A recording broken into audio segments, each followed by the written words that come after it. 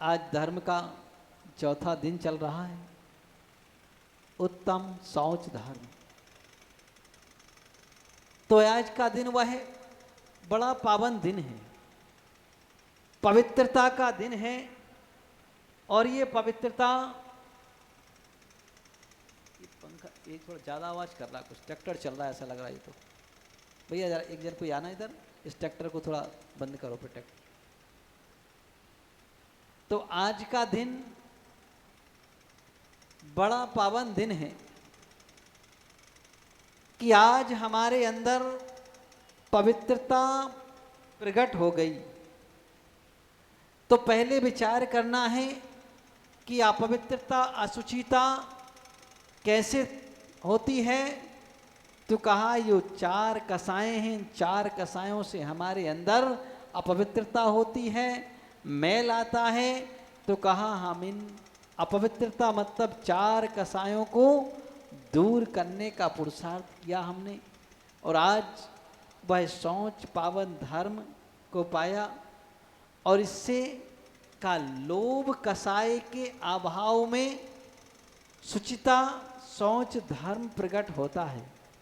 तो उस शौच धर्म को आज हमने प्राप्त किया, आज वह पाने का दिन है।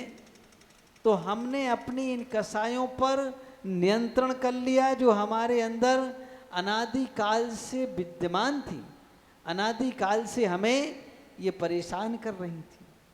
तो देखिए, सारी कसायों में सबसे प्रबल अगर कोई कसाय होती है तो वह होती है लोभ कसाय। इसलिए लोभ कसाय सबसे अंत में इसका विसर्जन होता है। क्रोध 9वें गुण स्थान में पूर्ण रूप से चला जाता है, मान भी चला जाता है, मायाचारी भी चली जाती है।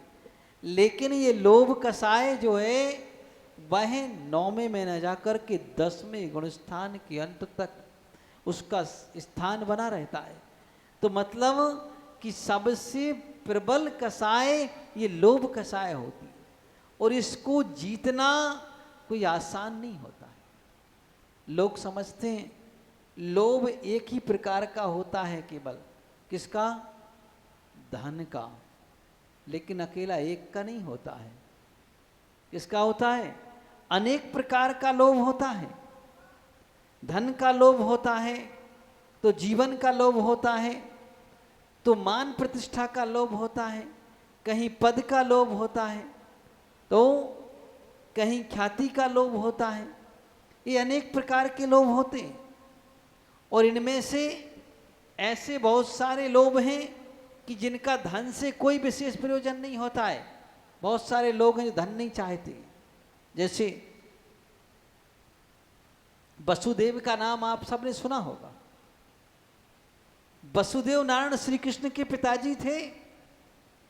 वह उनको एक विद्याधरी ने अपहरण कर लिया। अपहरण होकर के बाद वह वासुपुजनाथ भगवान की जन्म नगरी चंपापुरी में उनको एक तालाब में पटक दिया।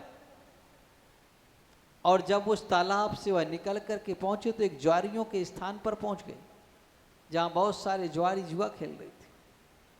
तो उन्होंने कुछ ही क्षणों में 1 करोड़ दीनार जीत लिए, स्वर्ण मुद्राएं जीत लिए। और जीत करके सब वहीं गरीबों में दान कर दी, बांट दी वहीं तुरंत ही। तो कहा कि बहुत सारे जीव ऐसे होते हैं जिनको धन का लोभ नहीं होता है, लेकिन पद प्रतिष्ठा का लोभ ऐसा होता है कि उस पद को नहीं छोड़ना चाहे। जैसे अपने देश के प्रधानमंत्री नरेंद्र मोदी जी को धन का कोई लोभ नहीं है, लेकिन हमारी कुर्सी ना जाए चाहे कुछ भी करना पड़े, है ना। हम प्रधानमंत्री की सीट पर धरे रहे, दूसरा कोई नहीं आ सकता।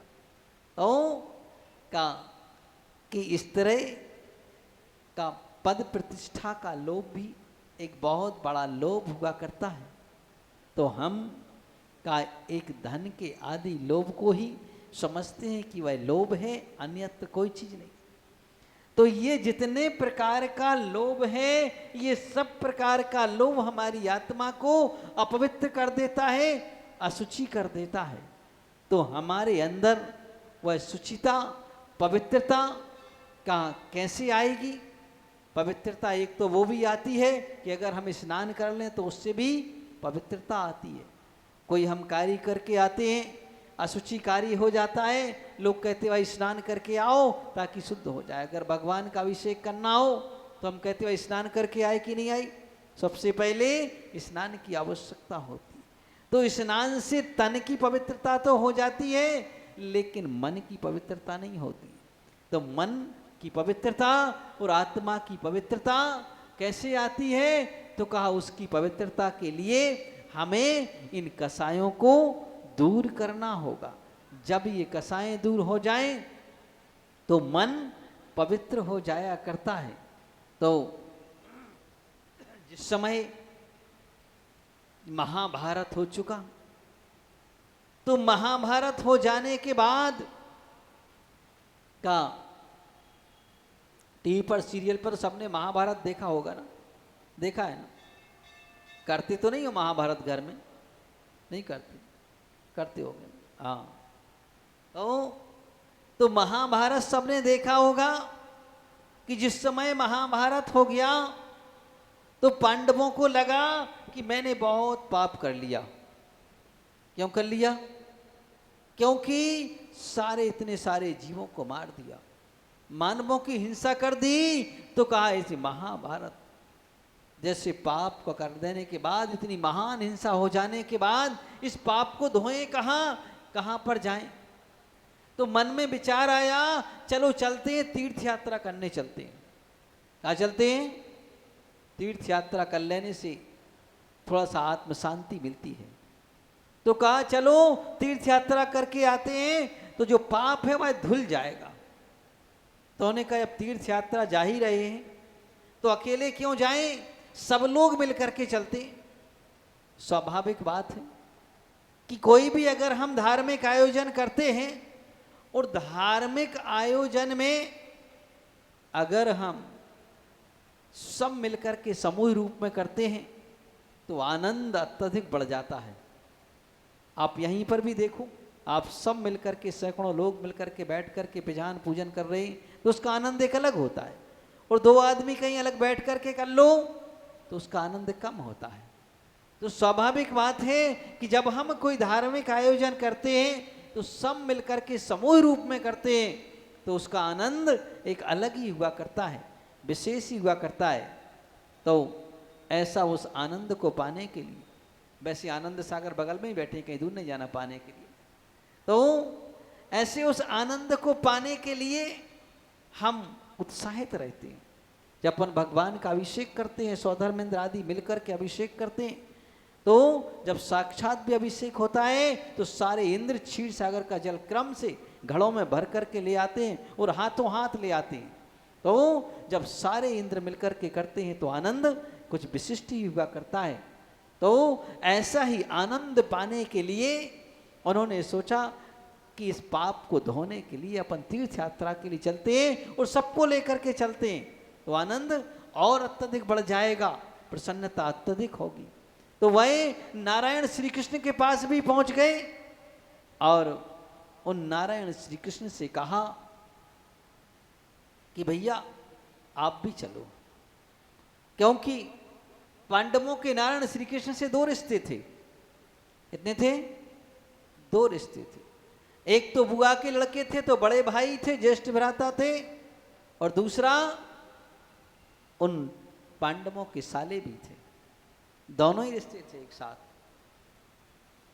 तो इस तरह दोनों रिश्ते थे। तो उन्होंने कहा चलो दोनों रिश्तों से आप ज्येष्ठ हो, चलो आपको ले चलते हैं। तो नारायण श्री कृष्ण के पास पहुंचे और उन्होंने कहा भैया आपको चलना है। उन्होंने कहा भाई हम तो नहीं चल पाएंगे। बोले नहीं आपको तो चलना ही पड़ेगा। बार बार निवेदन किया। उन्होंने कहा देखो भाई मैं नारायण हूं, 3 खंड का काम मुझे देखना है, इसलिए मैं नहीं चल पाऊंगा। तो उन्होंने कहा नहीं आपको तो चलना ही पड़ेगा। जब ज्यादा प्रेशर किया तो उन्होंने कहा ऐसा करो हमारा प्रतिनिधि ले जाओ, ये तुम ही ले जाओ। क्या ले जाओ? ये तुम ही हमारा प्रतिनिधि ले जाओ।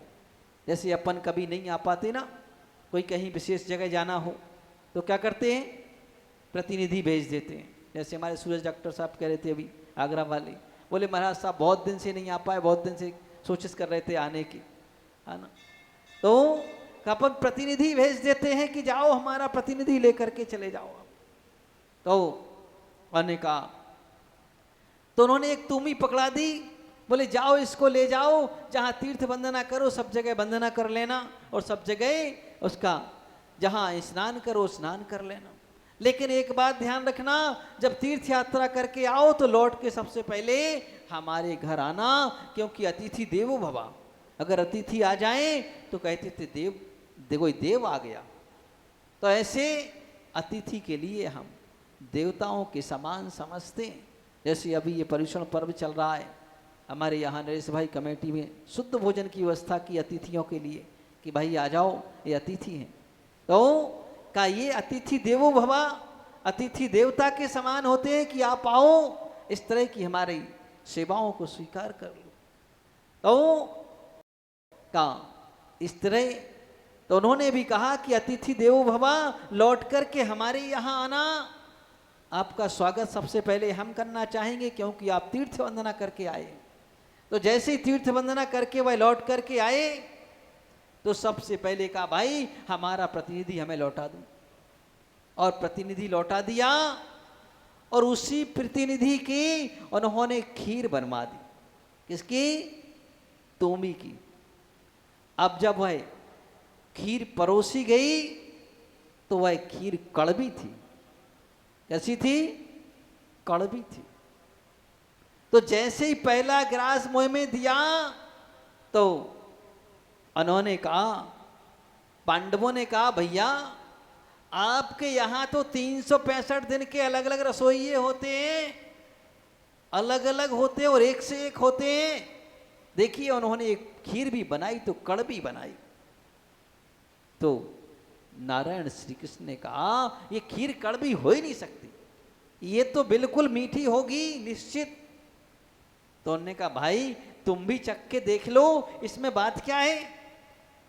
कहा हाथ कंगन को वारसी क्या और पढ़े लिखे को फारसी क्या, जब सामने रखी हुई है थाली में तो इसको तुम भी देख लो। तो नारायण श्री कृष्ण भी बड़े बदमाश, खीर को चखें तो ना और कहें कड़वी नहीं हो सकती है। उन्होंने कहा भाई ये कड़वी है, आप चख के तो देख लो। बोले नहीं चखने की क्या जरूरत है, तो हो ही नहीं सकती। बोले क्यों नहीं हो सकती? अरे बोले ये तो वही तुम ही है जो तीर्थ यात्रा करके आई हुई है, तो ये कड़वी कैसे हो सकती है। तीर्थ यात्रा करने के बाद तो कड़वाहट अपने आप दूर हो जाती है। तो नारायण श्री कृष्ण ने पांडवों को समझाते हुए कहा कि भाई तीर्थ यात्रा से पाप नहीं धुलते, पाप धोने के लिए क्या करना होगा।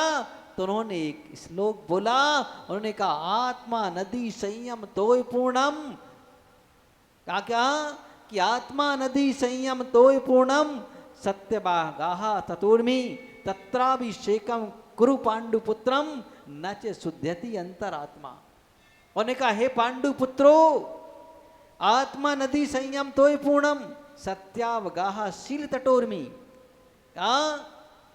कि जहां आत्मा रूपी नदी हो, जिसके शील रूपी तट हो, जिसमें सत्य का प्रवाह बह रहा हो, और का जिसके दया रूपी लहरें उठ रही हो, ऐसी उस आत्मा रूपी नदी में स्नान करने से हे पांडुपुत्रों ये पाप धुलते हैं, ना कि पानी में स्नान करने से धुलते हैं। तो कैसे धुलते हैं? का जब हम आत्मा के अंदर इन गुणों को प्रकट करते हैं तो पाप स्वयं भी ही धुलने लग जाते हैं।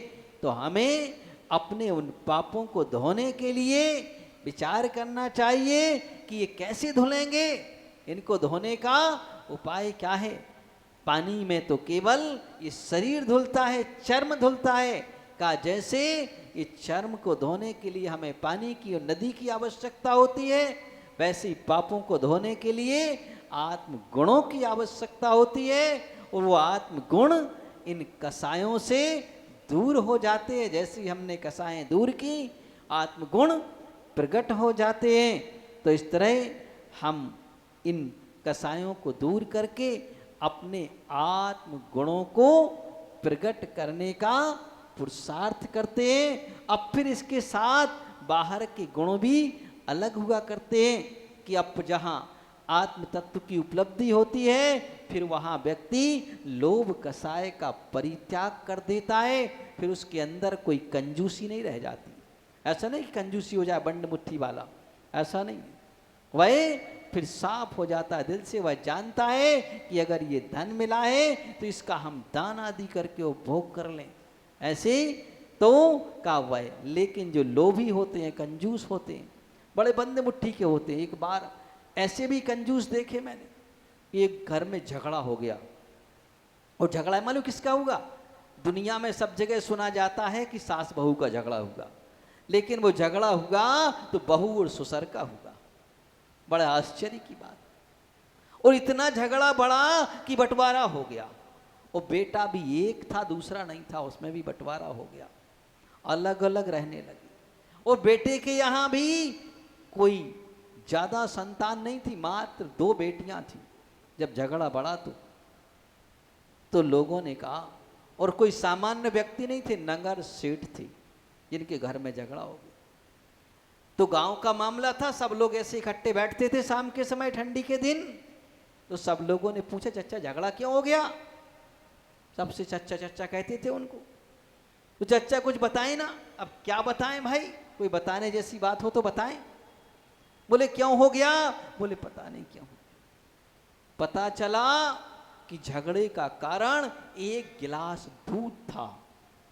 तो बहू ने अपनी बेटी को 1 गिलास दूध दे दिया, तो ससुर लड़ पड़े, बोले 1 गिलास क्यों दिया, आधा आधा गिलास करके क्यों नहीं दिया 2 को? हाँ, तो बहू ने कह दिया, बोले तुम्हारे यहाँ कोई संतान तक तो है नहीं, कौन खाएगा, बच्चों को नहीं खाने देते हो तुम। तो झगड़ा बढ़ता गया, बोले हमें ऐसा बोलते, तो बंटवारा हो गया। जब लोगों ने सुना कि 1 गिलास दूध को लेके झगड़ा होगा, और वो भी नगर सेठ के घर में, हाँ, तो सब ने उनको धुतकारा, बोले तुम्हें शर्म नहीं आई झगड़ा करते हो 1 गिलास दूध पर? तो उन्होंने बहू से हाथ जोड़े और कहा, बेटा एकत्रित हो जा, मेरी बदनामी हो रही है। बोले पहले नहीं तुमको समझ में आया बदनामी हो रही है? तो लोभी की दशा ऐसी होती है। का लोभी की दशा कैसी होती है? लोभी व्यक्ति, एक बार एक लोभी व्यक्ति ऐसी सभा में आ गया, और दान को देते हुए देख करके उसकी बड़ी विचित्रता स्थिति हुई, मलिन हो गया बिल्कुल। अरे इतना धन लोग दान करते हैं।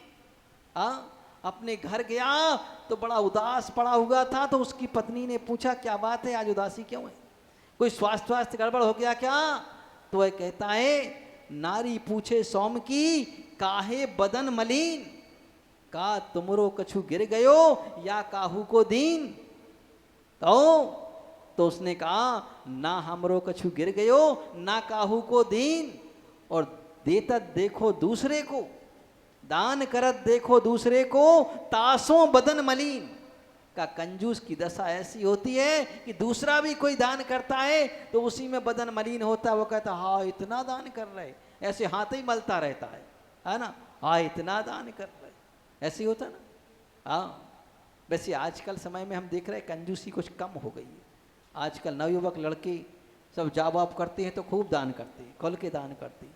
पहले ऐसे कंजूस लोग बहुत मिलते थे देखने को, अब कंजूसी कुछ कम हो गई। तो हम का इस लोभ कसाय को दूर करने का ये उपाय बताया गया कि इससे हमारी आत्मा पवित्र होती है। हम अपनी आत्मा को पवित्र करें और यहाँ से अपने को लोभ को दूर हटाने का पुरुषार्थ करें, क्योंकि सभ्यता का हमेशा पवित्रता और लोभ कसाय को दूर करने का उपाय है संतोष। हमें जो कुछ भी जितना मिला है उतने में संतोष करें, है ना। संतोष किसी का नाम मत समझ लेना, वरना समझो कि भाई संतोष ना। एक बार ऐसे हुआ कि एक गांव की महिला थी, तो संयोग की बात, दुर्भाग्य कहना चाहिए, कि बिना पढ़ी लिखी थी, उसको ना तारीख पता, ना दिन पता, ना सन पता, कुछ पता नहीं था। और संयोग की बात कि उसी समय उसके यहाँ एक पुत्र की उत्पत्ति हुई और दुर्भाग्य कहो कि उसके पति की मृत्यु हो गई। जब पति की मृत्यु हो गई तो कुछ वर्ष हो जाते हैं तो लोग पूछते हैं, जिनको मालूम नहीं रहता वर्षों बाद देखते हैं। आज का जमाना तो है नहीं फोन का कि फोन लगाया ऐसा। तो बहुत समय बाद जब कुछ लोग मिले तो उनने पूछा कि अरे आपके पति कब शांत हो गए, कैसा हुआ, है ना। तो उसको ये तो पता नहीं था कि कब बताएं, कौन सा सन बताएं, कौन सा तारीख बताएं, क्या बताएं। बोले कब हुआ? तो बोले जब ये संतोष हुआ था तभी, जब उनकी मृत्यु हुई थी, जब ये संतोष हुआ था तभी उनकी मृत्यु हुई थी, है ना। तो कहा इस तरह का वो संतोष वाला नाम मत समझ लेना। यहाँ कहा जा रहा है कि भाई हमारे अंदर जब संतोष मतलब हमारे अंदर इच्छाएं कुछ कम हो जाएं, तब जाकर के लोभ की समाप्ति हुआ करती है। तो हम अपनी आत्मा को पवित्र करने के लिए इस लोभ कषाय को दूर करने का पुरुषार्थ करते हैं। और का ये पवित्रता आत्मा के अंदर उस लोभ कषाय से दूर हुआ करती है। जब तक ये कषाएं हमारे हृदय में विद्यमान रहेंगी तब तक ये चीज का हमारे हृदय में पवित्रता आ नहीं पाएगी। इसलिए चाहे तुम बाहर की कितनी क्रिया करो, मात्र क्रिया से पवित्रता नहीं आती। पवित्रता लाने के लिए क्या करना होता है? उन कषायों को हम दूर करें। एक बरनी जी ने एक छोटा सा दृष्टांत दिया हुआ है, बड़ा मार्मिक दृष्टांत है, बड़ा काम का है। एक बार एक गांव में एक कुआं था और एक ही कुआं मीठा था। कुआं तो बहुत थे लेकिन अच्छे पानी का कुआं एक ही था, मीठा पानी जिसमें था। और सब लोग उस कुएं पर पानी भरने जाते थे, लेकिन वह कुआं जमीन के बराबर सपाट था।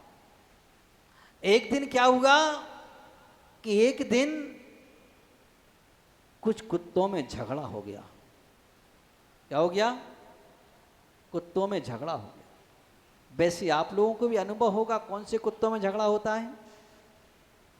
हाँ, क्या सोचते हैं, कौन से कुत्तों में झगड़ा होता है? लगाओ बदी ज्ञान, बताओ कौन से कुत्तों में होता है।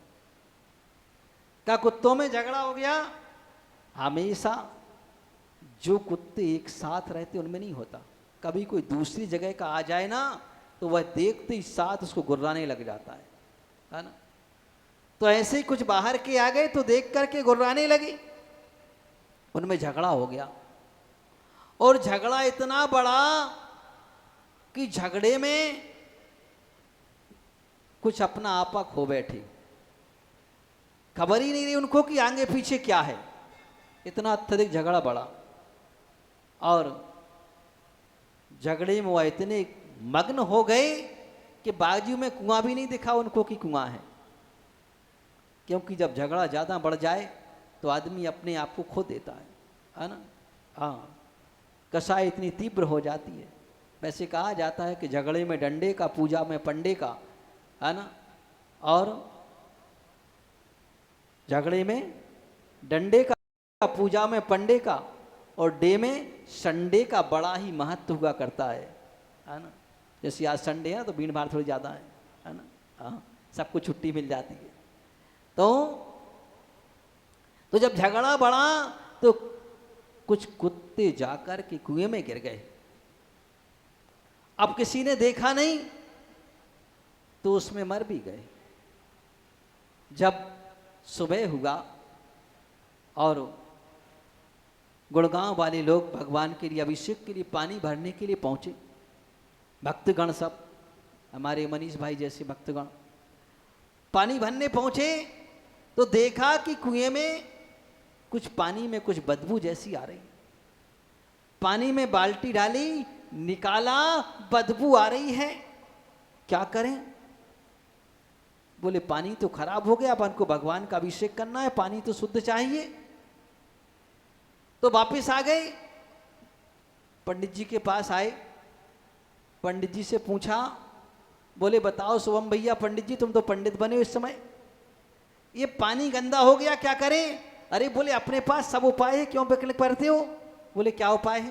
बोले बस मंत्र लिख के देता हूं, पढ़ के जानी छोड़ो, बिल्कुल शुद्ध पानी। क्या मंत्र है? पानी शुद्ध करने का मंत्र है ना। हाँ, आप जब विधान करते हो, पूजन करते हो, तो एक हंडे में पानी भरते, दूसरे में कलश में लेते हो, दूसरे में छोड़ते चले जाते हो। क्या करते हो? गंगा सिंधु रोहित रोहितायत धरिकांता आकृतिम 14 नदियों का नाम लेते हैं और जल छोड़ देते हैं, तो वह पवित्र माना जाता है। तो बोले पवित्र जल है, इसको पढ़ के छोड़ दो तो सही हो जाएगा। पंडित जी ने मंत्र लिख के दिया और पानी छोड़ा, लेकिन जल छोड़ने पर कुएं का जल शुद्ध नहीं हुआ। पंडित जी से पूछा, बताओ पंडित जी, ये मंत्र आपने सही लिख के दिया कि नहीं दिया? बोले हमने सही लिख के दिया है, हम पढ़े लिखे हैं, संस्कृत जानते हैं, है ना। बोले ये बताओ आपने सही पढ़ा कि नहीं पढ़ा? बोले हमने सही पढ़ा।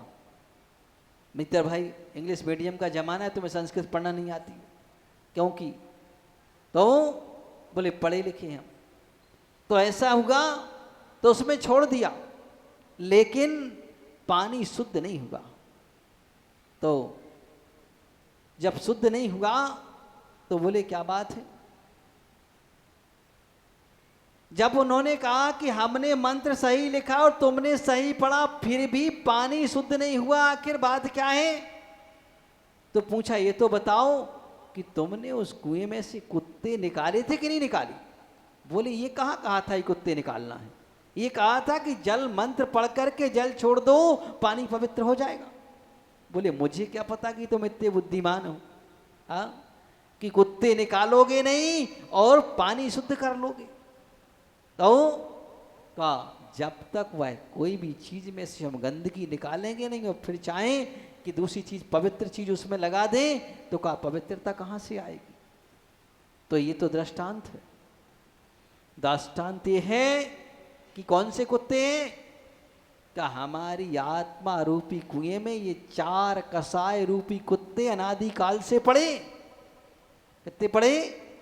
4 अनादिकाल से पड़े, और हम इनको निकालने का पुरुषार्थ करते नहीं है, और फिर बाहर से ऊपर से खूब भगवान की भक्ति, अभिषेक, पूजा, दान पुण्य सब करते हैं, और फिर कहते हैं शांति तो मिलती नहीं। हाँ, तो आत्म शांति को पाने के लिए पहले हम अपनी आत्मा को पवित्र करने का पुरुषार्थ करें, और अपने हृदय में अपनी आत्मा से वो 4 कसाय रूपी कुत्तों को निकाल करके दूर कर दें, और जब वो निकल जाएंगे तो हमारी आत्मा स्वयं ही पवित्र हो जाएगी, निर्मल हो जाएगी, और वह पवित्रता हमारे अंदर स्वयं ही आ जाएगी। तो इसलिए ऐसे उस आज के शौच धर्म को, पवित्र धर्म को मना करके हम अपने अंतरंग की पवित्रता को धारण करें और अपने मन को साफ करें। देखिए ये संसार है, सब बातें होती रहती हैं, चलता रहता है वो सब, इसलिए आज हुई वहीं निकाल करके बात को फेंक करके अपने मन को पवित्र करने के लिए ये पर्व आते हैं। तो हम अपने मन को पवित्र करें और इन पर्वों को बड़े उत्साह के साथ मनाएं। इन्हीं भावनाओं के साथ बोलिए देवाधिदेव 1008 श्री चिंतामणि पार्श्वनाथ भगवान की, उत्तम शौच धर्म की, 10 लक्षण महापर्व की। जबली परम पूज्य